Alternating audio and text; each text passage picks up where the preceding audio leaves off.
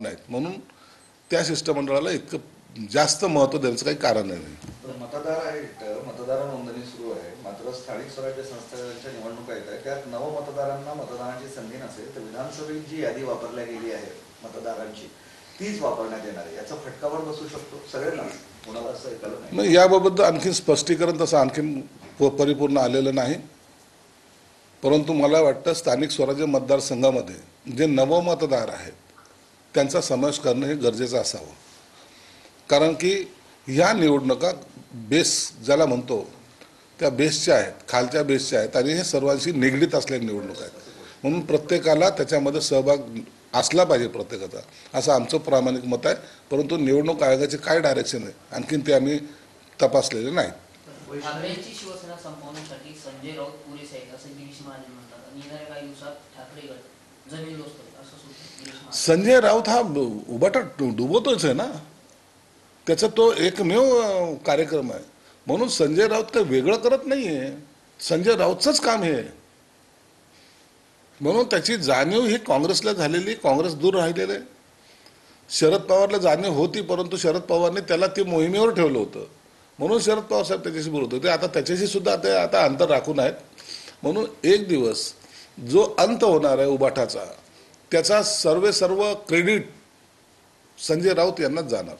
पुण्यातील वैष्णवी हवे प्रकरणातील जो निलेश चव्हाण ज्याचा शस्त्र परवाना होता 2022 मध्ये त्याच्यावर अनेक गंभीर गुन्हे दाखल होते, त्याचा अर्ज फेटाळला होता.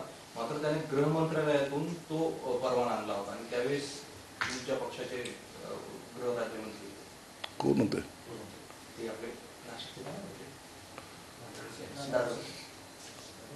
नाही, दादा भुसे वगैरे नाही, परंतु हे शंभूराजे देसाई नाही, या बाबतीची मला कल्पना नाही. परंतु त्यावेळेची परिस्थिती काय याची माहिती घ्यावं लागेल. एकनाथ शिंदे ज्यावेळी ठाकरेंसोबत होते आधी त्यावेळेसही ते नाराज होते आणि आता फडणवीसांसोबतही नाराज आहे असा दावा संजय. कुणी सांगितलं नाराज आहे एकनाथ शिंदे साहेब? संजय राऊतांनी दावा केला. संजय राऊतले स्वप्न पडत आहे, त्याला त्या येड्याच्या मागे लागून काय आम्ही आमचं थोडी वाटोळं करणार आहेत. आम्ही आमच्या पद्धतीने मजबूत आहोत, चांगले आहोत. हो, 2.5 वर्षाच्या कालावधीमध्ये उठाव केल्यानंतर प्रथमतः जी निवडणुका जिंकल्या त्यात तुम्ही ग्रामपंचायतच्या झालेल्या निवडणुका बघा, त्याच्यानंतर येणारी लोकसभाचा निकाल बघा, त्यानंतर विधानसभेचा निकाल बघा. आमचा स्ट्राईक रेट हा वाढलेला आहे, कुठेही कमी झालेला नाही आहे. 80 जागा लढल्या, त्याच्यापैकी 60 जागा आज आम्ही जिंकलेल्या आहेत. हा स्ट्राईक रेट किती मोठा आहे. बाकीच्याने जे काही झेंडे लावलेत, 100च्या वर जागा लढवायचा प्रयत्न केला आणि 20 जागा आणल्यात. म्हणून मजबूत कोण हा प्रश्न त्यांना पडला पाहिजे. म्हणून आम्ही नाराज वगैरे नाहीत आणि मजबूतीने आम्ही आमचं सरकार चालवतोय. याच्यामध्ये कुठेही वाद नाहीत आणि वाद असले तर ते मिटवण्याची ताकद सुद्धा नेत्यांमध्ये आहे.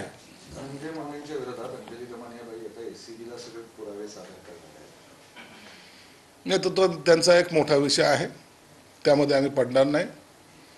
काय पुरावे सादर करायचे, खऱ्या अर्थानं इतर ठिकाणी बोलण्यापेक्षा जर असे पुरावे सादर केले तर पोलीस त्या दिवशी सुद्धा तपास करतील. तुमच्यावरही आरोप करत आहेत की तुमच्या हॉटेल खरेदीचे प्रकरण आहे त्याच्यात बरंच काही झालं आहे आणि मी सगळं बाहेर काढणार आहे आणि याचं साफ सत्य समोर आणणार. हो, आणा होतं, काही हरकत नाही. माझी त्यांना शुभेच्छा आहेत. त्याला असंही बोललं जातं की ते 5 लोकांची तुम्ही जे नावं सांगितले होते तर त्यात एक तुमचा मुलगा आणि तुमच्या पत्नीचं नाव आहे.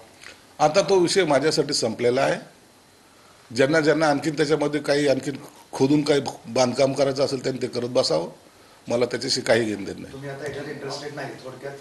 माझ्यासाठी हा विषय संपलेला आहे. ऑपरेशन सिंदूरच्या नावाखाली भाजप राजकारण करते, दहशतवाद्यांना का पकडलं नाही असा सवाल ठाकरेंनी केला. आदित्य ठाकरेंनी दहशतवाद्यांनी सुद्धा भाजपमध्ये प्रवेश केलाय असं सुद्धा त्यांनी जोरदार. आदित्य ठाकरेला बोलव का माहिती आहे का राजकारण कोणत्या लेवलचं असतं ते? एखाद्या मोठ्या इंटरनॅशनल विषयावर भारत पाकिस्तानचं युद्ध म्हणजे तुम्हाला काय बांद्रामधल्या आणि कलानगरमधलं युद्ध वाटलं काय? ते ही देशाची पॉलिसी असते, त्यामध्ये बोलताना थोडं भानावर डोकं ठेवून बोलावं लागतं. असे काहीच बेछूट आरोप करणं हा काही तुमच्या आरोपाला कोणी विचारतही नाही आणि तुम्हाला तो आरोप करायचे अधिकारही नाही. दहशतवादी का पकडले नाही? तुमच्यासारखे लंडनला गेले होते का ते? उगाच तरी ज्या गोष्टीचं राजकारण कळत नाही त्यावर त्यांनी भाष्य करू पण नाही. वाल्मिक कराडची संपत्ती जप्त करा अशी राज्य सरकारची भूमिका न्यायालयात पाहावी. आता ही न्यायालयीन लढाई आहे. राज्य सरकार आपलं जे काही मत आहे त्या ठिकाणी मांडतंय. आमचा बेसिक हेतू जो आहे, आरोपीला कडक शिक्षा झाली पाहिजे आणि तातडीने निकाल लागला पाहिजे. पुण्यातील प्रकरणात जालिंदर सुपेकर जे आहे जी चर्चेत आले, त्यांनी 300 कोटींची कैद्यांकडून मागणी केली होती, असा गंभीर आरोप सुरेश दर्शक केला. आता कोणी काय आरोप केले याच्यावर आता भाष्य करणं योग्य नाही. जर त्यांच्याकडे तसे काही पुरावे असेल तर ते सरकारमधले एक सहकारी आहेत, त्यांनी देवेंद्र फडणवीसकडे ते दिले पाहिजे. शेतकरी कर्जमाफीच्या संदर्भामध्ये जे आश्वासन दिलं होतं सरकारनं 2 वर्षापूर्वी शेतकरी कर्जमाफी केली जाईल, शिवसेनेच्या वतीने उद्या मंत्र्यांच्या घरासमोर आंदोलन केलं जातं की क्या हुआ तेरा वादा म्हणून जे काही आश्वासन दिले होते ते पूर्ण केलेलं आहे सरकारने.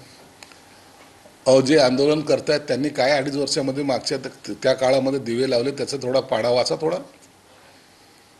सत्ता मध्ये असताना 2.5 वर्षामध्ये शेतकऱ्याच्या हिताचे केलेली 4 कामं सांगा.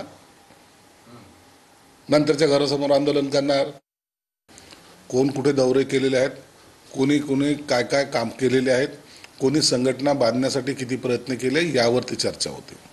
त्याच्यामध्ये हा मुद्दा जरूर आला की काही काम करताना काय अडचणी येतात का, तर त्या अडचणी त्या मंत्र्यांनी सर्व एकनाथ शिंदे साहेबाच्या कानी घातल्यात. त्याचं कुठंही आम्ही वाच्यता केलेली नाही आणि याबद्दल एकनाथ शिंदे साहेबांनी सुद्धा स्पष्टपणे सांगितले की याची कुठेही वाच्यता करायची नाही आणि याबाबत जर काही असं तुम्हाला त्रास होत असेल कोणता, तर मुख्यमंत्री अजितदादा आणि मी